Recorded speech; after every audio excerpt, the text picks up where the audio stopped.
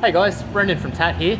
I've got a transit van here, a common rail diesel. So we've been getting a lot of people asking about common rail diesel repair. So this one has some surging. It'll occasionally go into limp home mode on him, and he's after a fix. So I've got some fault codes out of it first. It's written down here.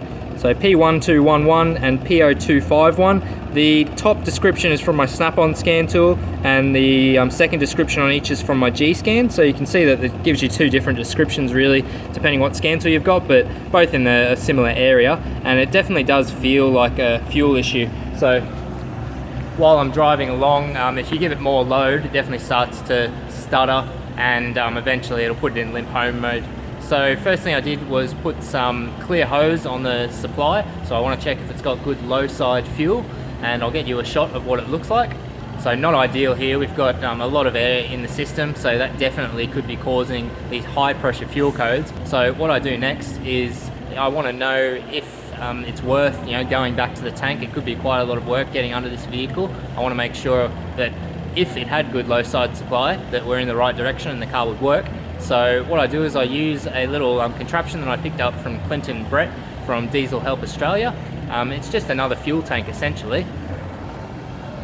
So it's a little jerry can, you can make one yourself, but basically we fill this with clean diesel, and we're going to have an outlet. So think of this as your fuel tank. It's an outlet up to the fuel filter, and then I've also got the return coming back from the engine, because it will quite quickly circulate a lot of fuel through the system and end up with all of this in the tank, even though the engine's only using a little bit. So I'll get a shot of it with it running on this fuel supply. So much better. So basically no air in the system now, and if I rev the car, it can rev fine. I'm sure if I was to take it for a test drive, it would probably have no symptoms at all. So I know I'm in the right direction. We need to head back towards the tank because we've got a restriction.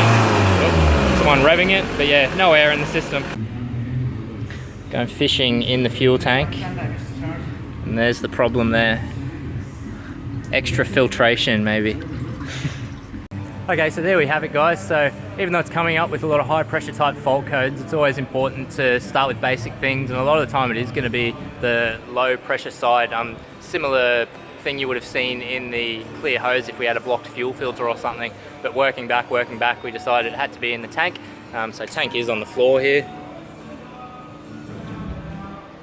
Not too bad on this one. It's never nice having to drop it out, but at least we had the diagnostics there to be able to say it was worth taking it out. And lo and behold, we've got a rag in there, so I'd say there must have been algae in there at some point. Someone's cleaned it. Same old story, they leave one in there. Okay guys, so if you want some more direction on diesel, common rail diesel training, definitely get onto Clinton Brett from Diesel Help Australia. So he runs training courses all around Australia, and you saw me use some of his kit in this. Even very low tech stuff like clear hose, it can help you solve most common rail problems. It doesn't have to be as sort of scary as some of the high tech stuff that's going on. So pretty common thing on this one, someone leaves something in the tank. We've seen it a couple of times. And if you want some more help in these kind of things, always get onto TAT Assist, so we can help you with your common rail diesel problems on there, www.tat.net.au. And I'd love to see in the comments what kind of stuff have you seen left in tanks that's caused this kind of carnage. And definitely I'm sure there'd be some money spent trying to chase faults until you find silly little things that end up causing big problems. Thanks.